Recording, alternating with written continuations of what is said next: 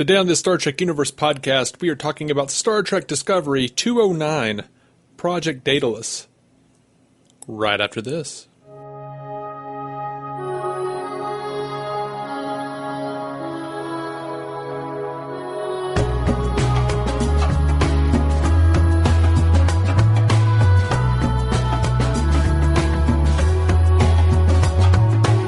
Welcome to the Star Trek Universe podcast. My name is Matthew Carroll. I'm David C. Robertson. Welcome to the Star Trek Universe podcast, everybody. Dave, why don't you hit us with that summary? The CBS All Access summary. When the Discovery crew infiltrates Section 31's headquarters, suspicions arise that the crew may have a traitor in their midst. Burnham tries to help Spock, but her efforts don't go as planned. All right. I enjoyed this episode, but I had some major problems with it. Oh, me too. Me too. Yeah. First off, it was super exposition heavy. A little bit, yeah. And the only real character development it did was for a character okay, spoiler alert. I guess we've established that. But spoiler alert, they killed her off. And that is my least favorite way to kill a character off. Like, either don't have me know them at all, do not set up a character just to kill them. That annoys the crap out of me. It was emotional. I enjoyed her character, but I wish they would have sprinkled that a few episodes ago. It just shows like a lack of planning. Yeah, that was one of my big problems. Like, the outcome would have been a hell of a lot more if they'd shown Ariam, like, I don't know, interacting with any of the people throughout the series. And they poured it on so heavily this episode that I knew she was dead. And that was my first thought. The very first scene when she's interacting with Tilly and her friends, I was like, oh, they're going to kill her. Like, I know she's infiltrating, but now I know she's dead. And then my next thought was, no, this is Star Trek. This isn't The Walking Dead. That's what they do on The Walking Dead. Or kind of worsely written shows where you don't take the time to set things up before they happen. Now, we've discussed this, and they just changed showrunners. Maybe they made the decision to kill Ariam late in the game, but man, it was a missed opportunity. Well, when you heard from the producers, like, sometimes they would say, like, oh, she's, an augmented human. Sometimes they said she was a machine. Sometimes they said that she was an alien, but it didn't seem like they knew. And to be perfectly clear, Michelle Paradise, the person who wrote this episode, is going to be like one of the new showrunners in season 3. Well, let me say, the emotional work that was done on her character this episode, I liked. It felt like a good episode of something like Black Mirror, or where, like, oh man, I immediately connected with her character. They did a good job of that. And the exposition parts I liked. I just wish that any of the character development was done to characters that we're gonna keep, or if you're gonna kill off a character, it was a character we cared about, or we didn't care about at all. That really bothered me. I have no quotes from this episode, mostly because every quote I was like, that's too sappy, or I was like, that's just exposition. Like, everything was sappy or exposition, and it wasn't blended well. Even the Spock and Burnham stuff felt too on the nose, like they were trying to say poignant things instead of feeling natural. I don't know. I don't agree with the Burnham Spock stuff. I thought some of that was really brutal and cutting, and I think that worked really well, honestly.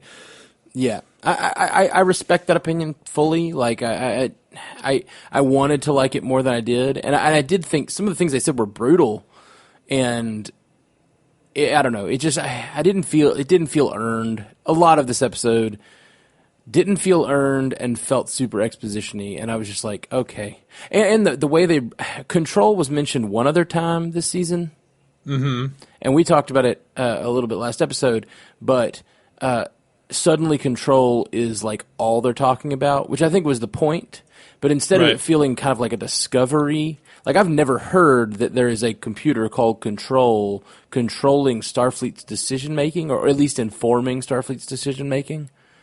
That's kind of a new thing. And I say kind of because the David Mack Section 31 novel the novels Disavowed and Control set up Control as an artificial intelligence that evolved, and it evolved within the systems of some covert United Earth networks, but they're bringing it from the novels, right? But, which I love. I love bringing stuff over from the novels. It makes me want to go read those novels. Yeah, that's great. But it was weird that suddenly everyone knew about Control. I kind of felt like we needed to learn about Control with the characters instead of everyone just assuming, oh yeah, Control's a thing that controls all of us. Or like maybe the Admiral goes, oh yeah, we use Control as well. We use it to make decisions. And then that explains to the other characters along with us. But it just seemed like, oh yeah, Control, that thing we always talk about on Star Trek. And it didn't feel like that to me. That's how I felt. And it's like, or at least it's a thing we discuss in the Starfleet all the time, and now it's turning on us. It almost like felt like they wanted us to believe it was more at the root of Star Trek and the Federation and Starfleet, or at least Starfleet, than it is normally, instead of like, it's taking control. I don't know.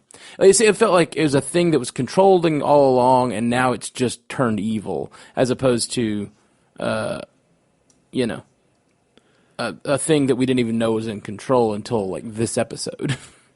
It felt like to me it was a thing that could have been there the entire time without everyone mentioning it. Like, sure.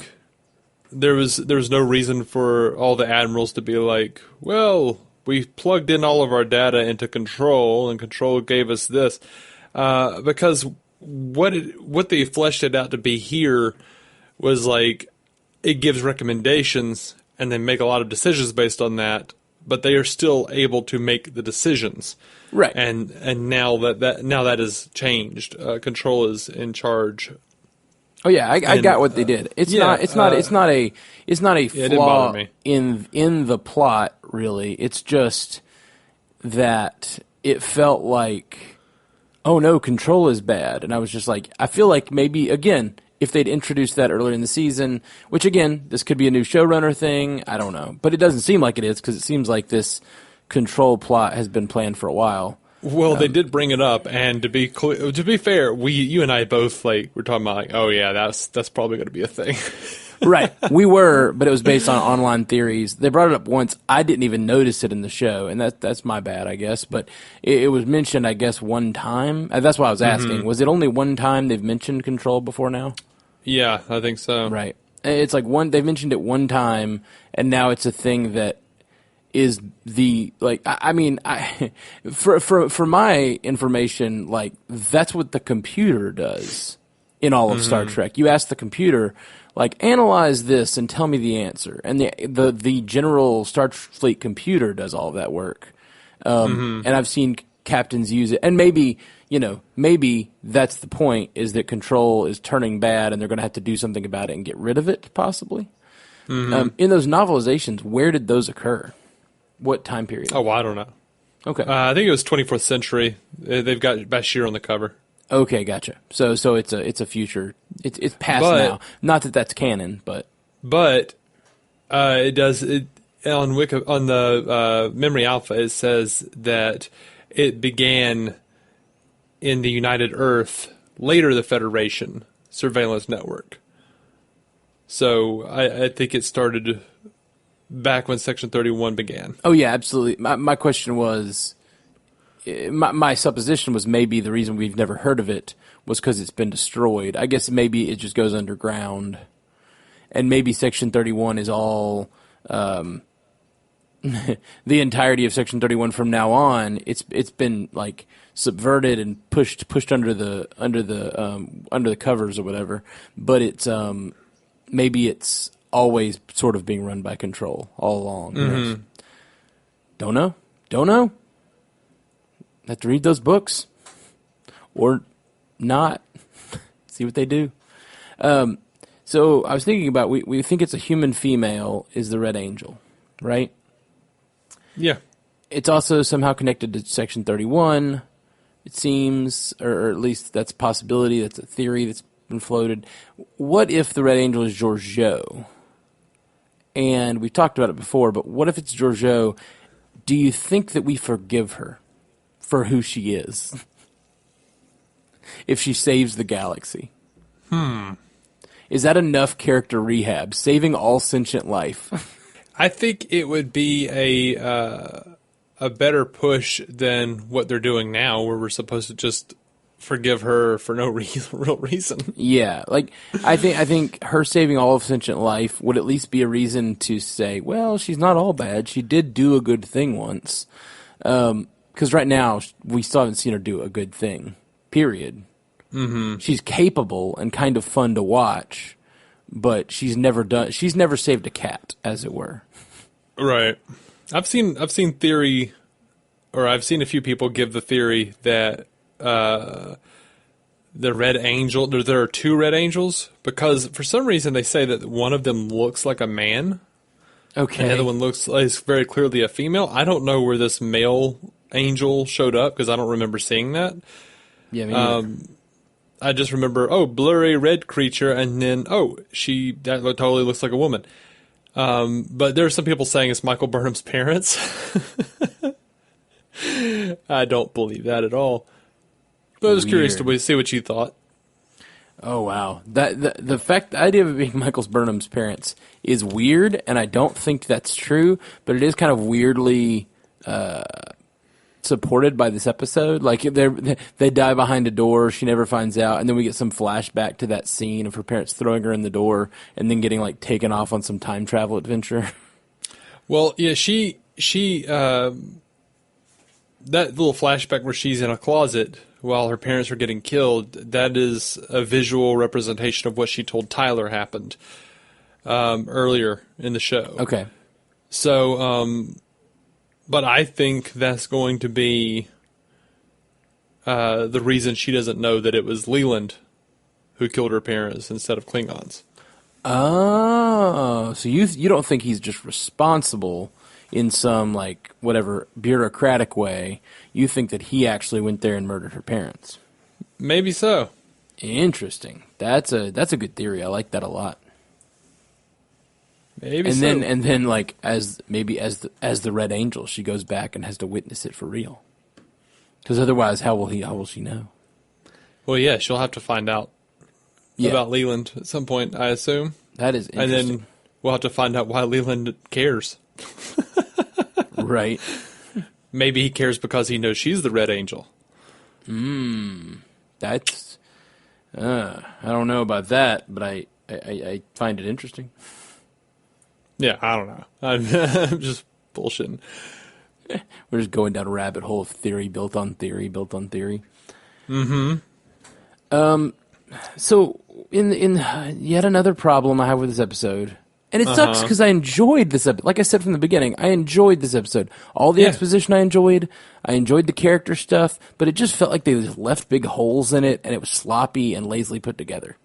Mm-hmm. It was like the difference between a water park and like a slide built on a hill that you throw in your backyard. It's like a slide that you throw, just like a slip and slide on a hill. It's still a lot of fun, but like it's obviously not as professional. Absolutely. Did they address the transporters? No, and that was one of my things that I listed. Gosh. I was hoping I missed it, and maybe we both missed it, but I did not see. Maybe we both did. I did not hear why they couldn't just transport them out. They transported them in. Clearly, they're in. Why can't they transport out? They never. It would have been such an easy throwaway line, but like you got to give me that line because otherwise I'm like transport Non out. She's dying. She's obviously dying. Transport her now, and they don't. Yeah, and they could have transported Arium out, but they didn't. Right? Exactly. Yeah, absolutely. The entire time. You're in the Star Trek universe. You can't forget about the transporters and not give me a throwaway line. If we missed it and we're being jackasses right now, we apologize. Yeah, but absolutely. I don't think we did. I was listening and I never heard, it would have been easy to say, Control has what they want on the ship. They put some sort of extra shielding up, or just the shields go up suddenly. And when those doors close and everything, like the shields also go up. That would have been fine.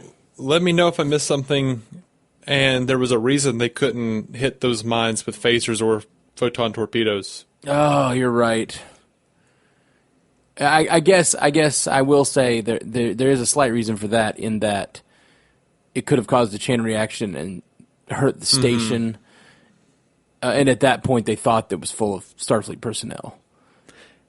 Yeah, which I don't know why the mines were outlawed either, because they were used in the 24th century by Federation Starfleet. Oh, yeah. But, yeah. I don't know. This is a weird show.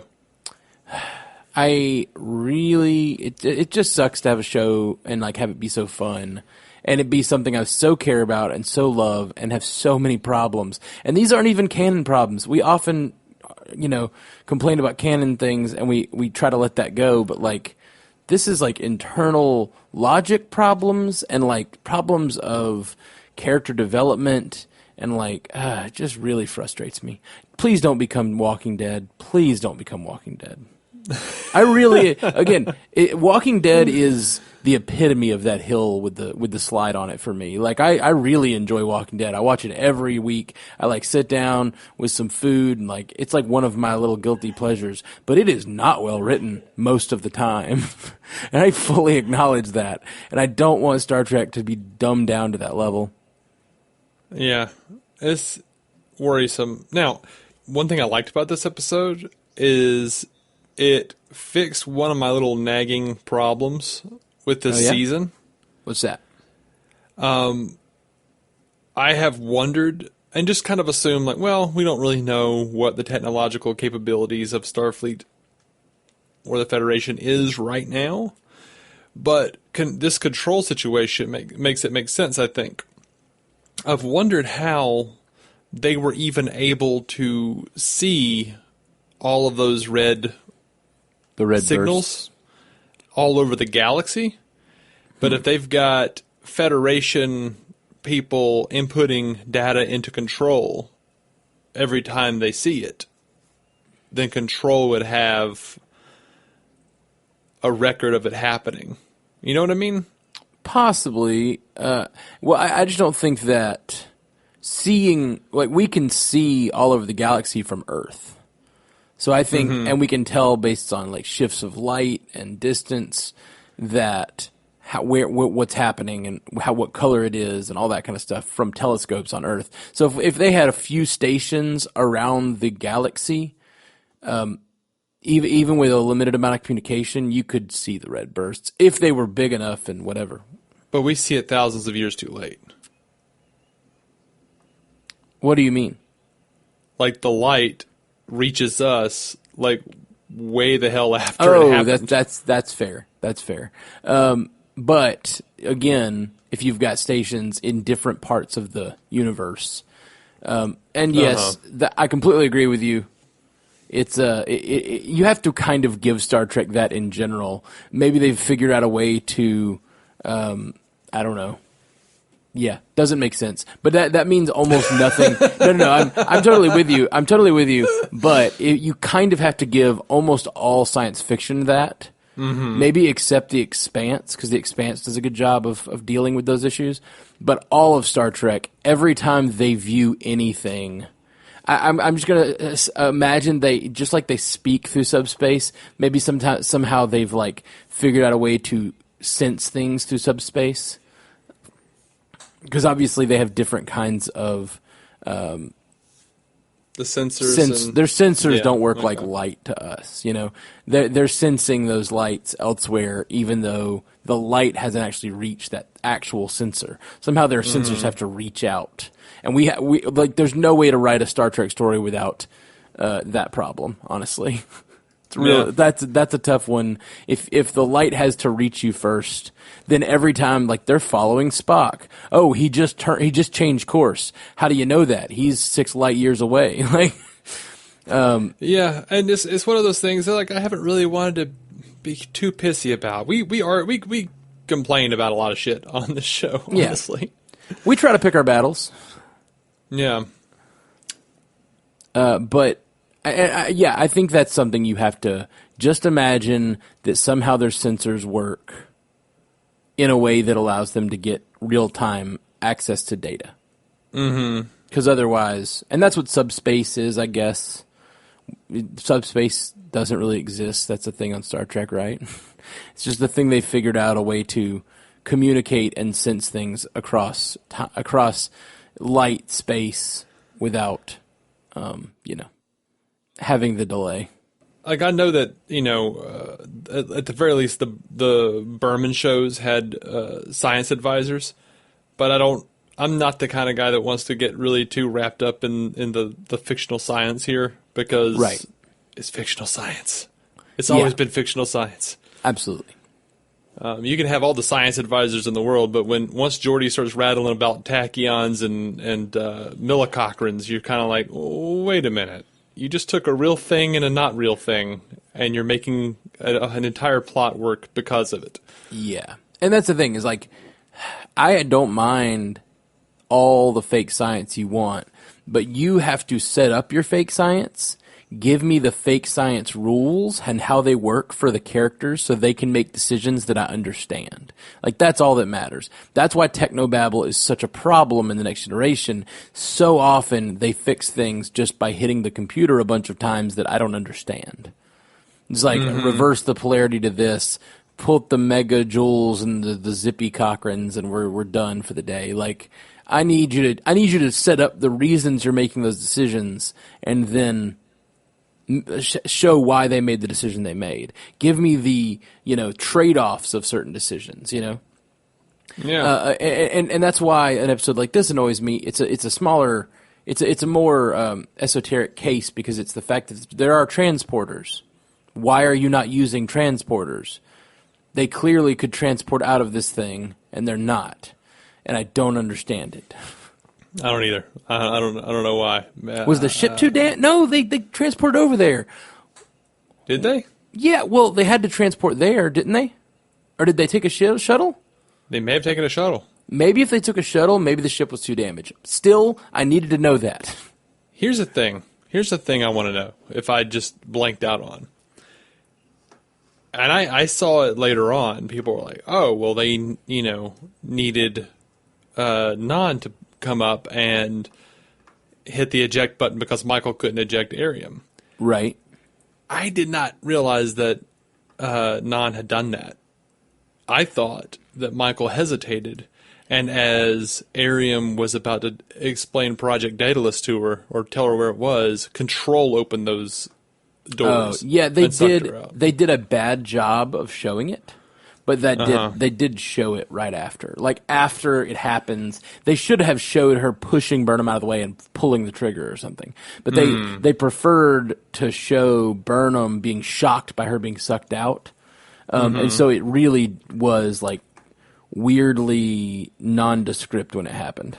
And then a second after it happens, you see that the person's hand on the device is Non. Gotcha. Okay. I think it would have been more powerful if it was Control doing it. Yeah, no, absolutely.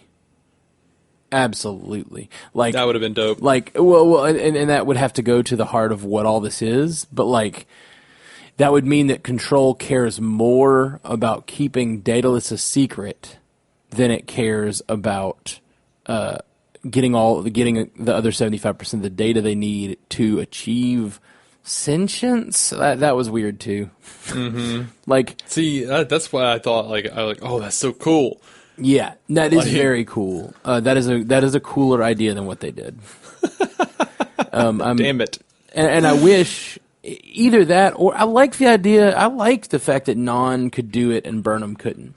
The thing that annoyed me about Non was a real problem this episode. Because she was following Arium around the entire episode, but not thinking to tell any of the higher-ups that something was wrong? Yeah, for sure.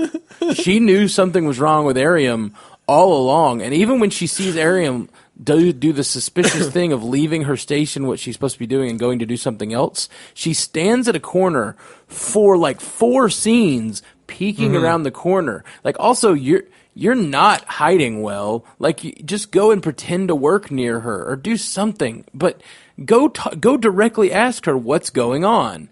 Why are you doing this? Let me check the logs. I'm the security officer. Why are you not checking things? Why are you... Oh, it's frustrating me so much.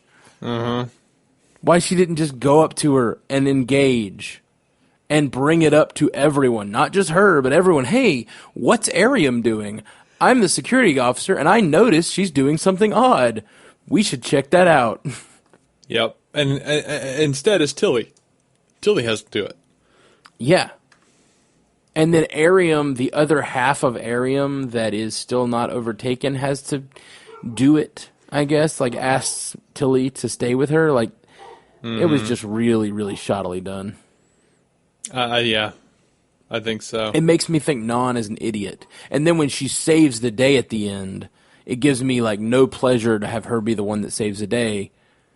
And she also kicked her out right when she was about to answer what is Project Daedalus, or where is Project Daedalus. Yeah, that was dumb too. Like, you idiot. Ugh. I said this one felt like an exposition episode, and it does, but it also feels like the kind of episode where it's just a link in a chain of episodes. Like, having them go to this place, do a thing, and then just say, hey, there's another thing to get to. It just felt like... in a video game where you finish one checkpoint and they tell you to go to the next one. It felt like no growth happened for any of the characters, except for maybe Burnham and Spock. They had their... That conversation was like the only thing that matters to the season for me. I mean, I guess, of course, the control stuff, too. I'm overstating it. Yeah, I feel like the control stuff... I don't know. It represents something we've seen before in Star Trek, like the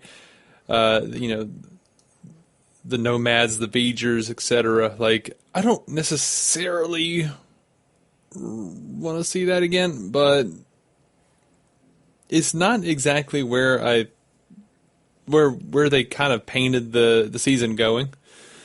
So I don't know. I don't know how I feel yet. Yeah. I mean, it's an interesting... I love it. It's Terminator in Star Trek. It really is. Because it's not just a V'ger or nomad. It's also a time travel story where that is coming back to try to change the past to fulfill its own future. Which, that's a cool storyline, and it hasn't been overdone, I don't think. In Star Trek, but otherwhere, yeah. Otherwhere. Right. But I mean, we've seen a Klingon war before. We've seen a Mirror Universe episode before. And I'm not faulting Discovery for doing some of the same things that have been done. No. I do. One of the things I look for when we watch this episode is a novel idea. And I feel like this season has not had many novel ideas. Like, things that were truly original. Last season was dripping. Like, almost every episode had a novel idea, which is why I started looking for that. And this season, I've not gotten that at all. It's felt very tropey. Well, they gotta make the Star Trek fans happy. Yeah. And I think that's what they think they're doing. Yeah, I guess so. Nope. I just rewinded it. They definitely beamed over. Okay. Well, that makes no sense then. And I forgot totally about the shot. It was a very cool shot. They beamed over and the boots were floating, and then they magnetized. Remember that shot? Oh, yeah. Yeah, really cool shot. Lots of cool stuff in this episode, but it hangs together like a poor fitting suit. Okay. That's all about it. That's all I got to say about this episode, I think. You got anything else you want to talk about? I have some quotes that I liked. Yeah. Oh, yeah. Let's get to quotes, and I just meant, like, the general discussion. That's me saying, I'm sorry, Dave. I think the general discussion is over. Let's move to the end. Let's move to the ending. Yeah, I mean, whatever, man. Yeah, I didn't have a lot more on general discussion. I loved, even though we haven't seen it ever, I did like the relationships that Ariam had between Tilly and the other crew members. And I loved Tilly saying robot. That was nice. I did love that. And then you're part robot. I liked the teasing mixed with like obvious friendship and affection, but she is actually offended. You know what I mean? Like you get that level of friendship where you can say sort of like cutting, mean things to your friends, but you know they love you in the end. And it raises the comedy level a little bit. Yeah, absolutely. I loved Pike. Admiral, want to tell us what kind of shitstorm we're flying into? I loved how he how Pike calls Cornwell to a task, and then she's like, "You sat out the war because we'd lost to the Klingons. We wanted if we lost to the Klingons, we wanted the best of Starfleet to survive. And as this conversation makes clear, that was you and all that you represent." I love how that just shuts him up, and he just sheepishly says thank you, and she's like, "You're welcome. Now, will you get off my ass so we can get back to work?" Yeah, I like that a lot. I think the only thing I've got left as far as quotes is what Ariam said to Michael. "It wanted me to kill you. Everything is because of you," which ties into my thoughts about how Michael maybe shouldn't have even existed. Like, she was supposed to die in the Forge. Yeah. That's interesting. Yeah, I can't believe we didn't talk about that. It was such a shit show. We didn't talk about one of the key moments is that apparently all the stuff that Control is doing has something to do with Burnham. That's weird. Which, they had all those conversations about Spock being, why are they choosing Spock? But maybe it's not Spock at all. Maybe Spock is just sort of close enough to Burnham that the Red Angel and Control are coming back and taking actions to affect Burnham's life. It's interesting. Yeah. Interesting stuff. Absolutely. Got any trivia? Sure. So the episode's called Project Daedalus, and now that the name Daedalus is a reference to the Greek myth. He was the creator of the wax wings that he and his son Icarus were going to escape on, and Icarus, of course, flew too close to the sun. Yeah. That is interesting, given that it seems like Control is trying to go to the future and create its own sentience, basically. Somehow, it seems like a artificial intelligence struggling under the foot of sentient life. And so it's going back to destroy all sentient life so that it can grow into what it's meant to be. And maybe not go through the pains that it had to go through in its early infancy. That's all cool and interesting. But I think that by naming it Daedalus and that Icarus connection, that seems almost like it knows its own fate. Like it's going to get sentience, but it's going to fly too close to the sun and burn out. Yeah. Now, the British Interplanetary Society in the 70s conducted a study called Project Daedalus. And they were trying to design plausible unmanned interstellar spacecraft. Oh, interesting. So there's that as well. You think this really is like a V'ger situation? Absolutely. That seems like it could be a V'ger situation. I don't think it is V'ger. No. But like very much like a V'ger situation. Yeah. Seems like Spock would have mentioned that, in Star Trek: The Motion Picture. Well, yeah, I've seen a theory recently, and we'll talk about it in a different episode because it's kind of a big thing. But we can talk about it after the credits, as it were. Okay. I'd be down with that. All right. I'm into some theories these days. And that kind of sucks. I think like the fact that I'm into theories about this show and hearing other people's theories means I care less. Because I normally like to avoid theories and experience on its own, but it's been kind of sloppier, and I'm just like it's not seeming like a masterpiece, and so I'm less worried about being spoiled. Yeah, I don't think this theory will make you care more. Oh, okay. Any other trivia? Yeah, the game Caddis Cot that Tilly, Detmer, and Ariam were playing is from Voyager. Yeah, I knew I'd heard of it. Yep. Heard that name. That's all I've got. Cool. Well, guys, thanks for listening. We are the Star Trek Universe Podcast. We'll be back with more Star Trek Discovery next week. We got a bunch of episodes coming up, I guess. Super excited. Even though I'm real down on this episode, maybe it's the new showrunners getting their legs under them, making some corrections that, they wanted the show to be in a certain place it wasn't in.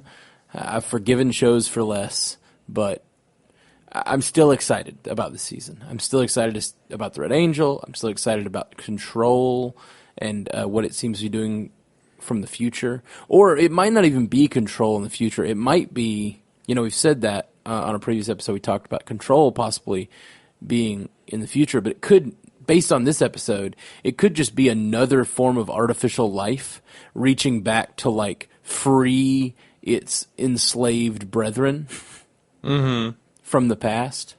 I don't know. That's a thought. Maybe so, man. Maybe so. Still don't know why they moved a weird group of people to a tiny in a church. We still don't know really why it saved. I guess it saved Burnham's life, right? It told Spock where Burnham was. Yeah. So it seems like almost like Control, some form of AI in the future is sending back something to disrupt everything, and the Red Angel came back and saved Burnham's life because she was the possible savior of the future. I don't know. Mm-hmm. Interesting. Okay, so what's this theory? Let's dive in. You want to? All right. I don't have a ton of time to do it, but here's the thing. There are we talked about this a little bit already, but there's a new theory out there that I've seen. As you'll recall, Star Trek 2009, the J.J. Abrams movie, established that Spock Prime went back in time and therefore created the alternate timeline in the J.J. Abrams uniform, the Kelvin timeline. Right. The theory is that Discovery might be in the Prime timeline, quote unquote, but that doesn't mean that it's in the original Star Trek canon. Because under the copyright law, or under the alternate license that they made with Paramount, anything they showed in a movie had to be a certain percentage different than what was seen in the original Star Trek canon. Right, and that's in a movie, though. Right, so all of those scenes in the 24th century, that's why the Romulans didn't have ridges. That's why little things were off, and we didn't see a whole lot of the Prime timeline, because they're trying to make us feel like it's from the original canon, but it's not. It's from their Prime timeline, which is different from the actual Star Trek canon. Okay. That's why the Kelvin looks way more technologically advanced at the birth of Kirk than anything in the original series looked. Okay. So there's this idea, because pretty much everybody from Bad Robot is working on Discovery, and Discovery was made under the alternate license somehow, and I'm not sure how that works. But a lot of this originates and you can go back and look at a lot of the evidence they've put together fits in with this. But there's a YouTube channel called Midnight's Edge, and they are very anti-Discovery. They shit on it a whole lot. And if you can't deal with that, you probably shouldn't watch it. But they do produce these really detailed little documentaries where they go back and they look at a lot of the facts. Like John Eves coming out and saying that the Enterprise had to be 25% different than what was seen before. Yeah. And apparently that was an edict that was going on in the alternate license on Paramount because of CBS, the Paramount and CBS split. So the idea is that Discovery happened in the J.J. Abrams Prime timeline, which is not the Star Trek canon that we've watched from 1966 to 2005. Well, I kind of hate that. Right. Yeah. I told you it would make you excited. No, it doesn't make me excited. I don't know that. I doubt we're ever going to get a confirmation of that or any kind of. Oh yeah. But it makes sense. I mean, it's a way you can organize it in your head, I guess. If you feel like this is a separate prime, that just means it's a different universe. It's the same thing you've been saying. It's just a different universe.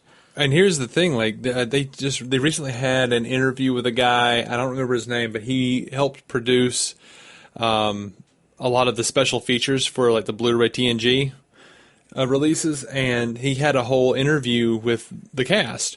And at the end of the roundtable discussion, they start talking about like the 2009 reboot, and they start talking about what they thought about it. And they weren't saying anything bad about it, but they were joking around about what their reboot would be like. And Patrick Stewart was talking about like, oh yeah, well I've already kind of experienced that because of X-Men and James McAvoy. And they submitted it to CBS's lawyers for approval, and they came back and said, everything is fine except for the last bit. You've got to cut out everything referencing the Paramount movies. Everything involving the 2009 Star Trek reboot has got to go. We're not allowed to reference it.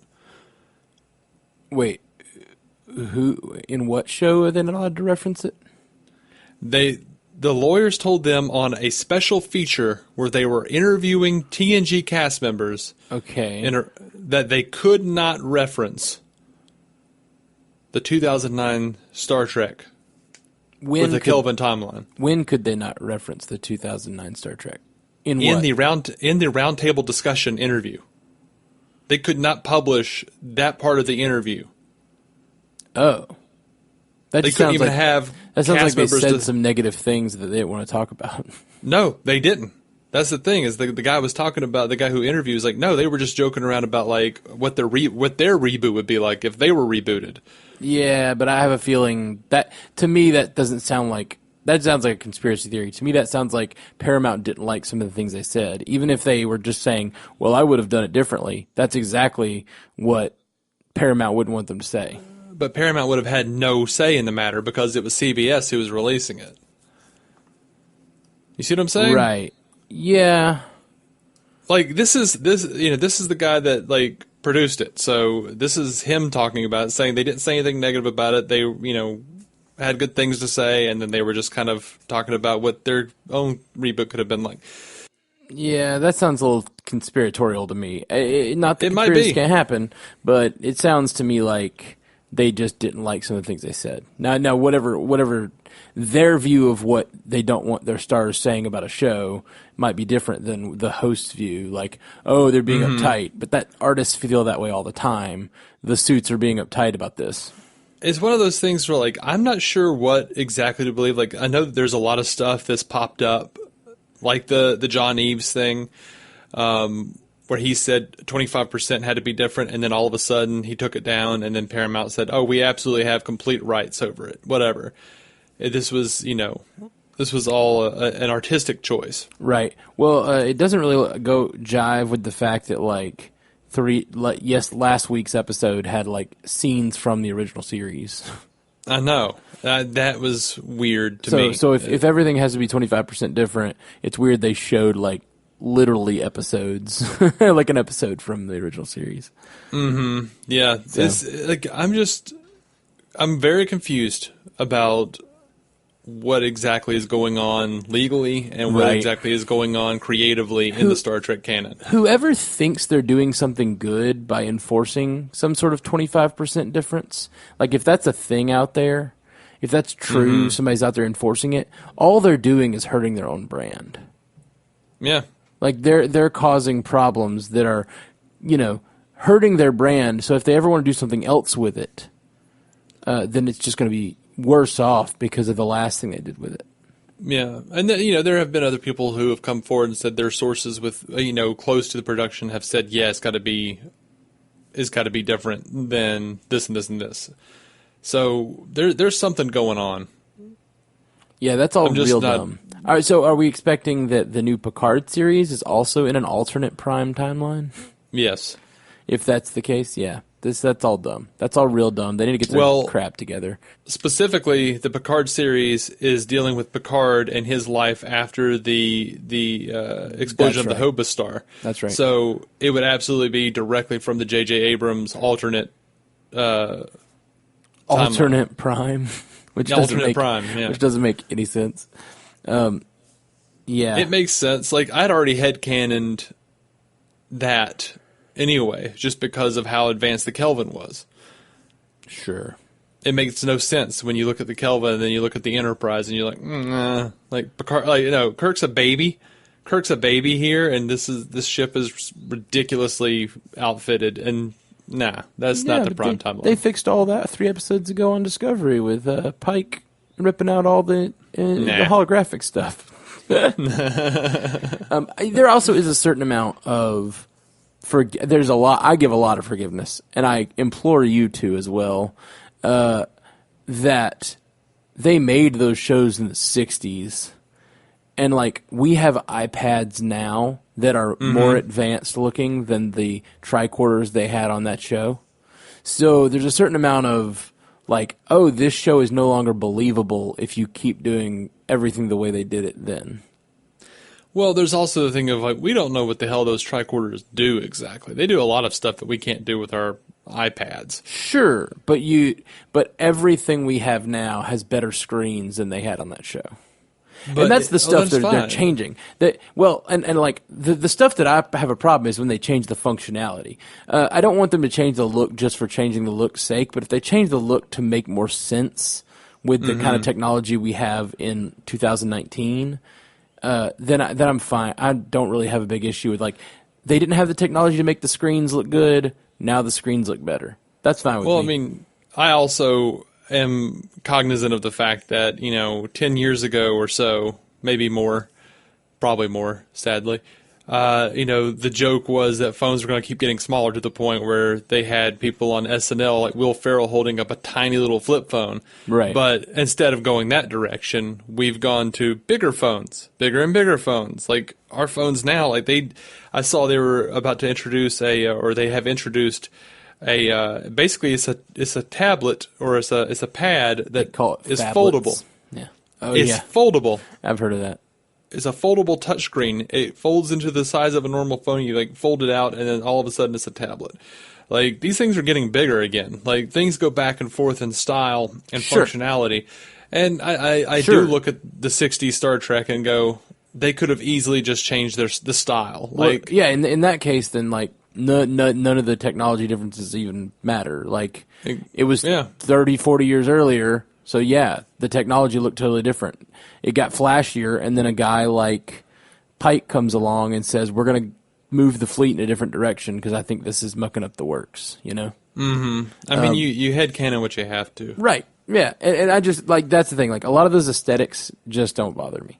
And we've talked about that. But, like, it's when they change the functionality. Things like, why was that girl allowed to transport to her home planet when we don't think they were anywhere near her home planet? Like, stuff like that bothers me because that changes storylines, Yeah. It's those rules I was talking about earlier. Like, and it goes for an episode of anything science fiction or fantasy. You have to for me to be able to care or understand stakes, you have to give me rules and then follow those rules. Oh, I know. I agree. All right. Well, it sounds like you have to get going. I do. Cool. Well, guys, we're the Star Trek Universe Podcast. Look us up online and stuff. Come favorite us or like us or review us on iTunes or whatever app you're using. It helps us out a lot.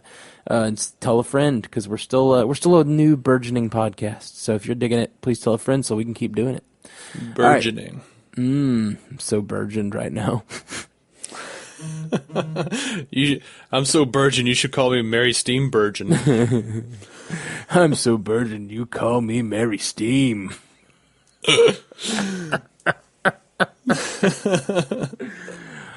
Peace. Live long and prosper.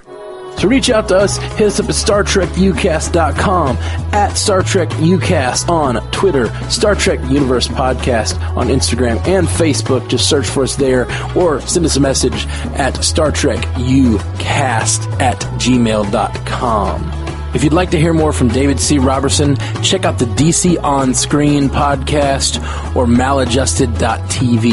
And if you want to hear more from Matthew Carroll, that's me, check out the Marvel Cinematic Universe podcast or go listen to my music at MatthewCarrollmusic.com or anywhere you get music.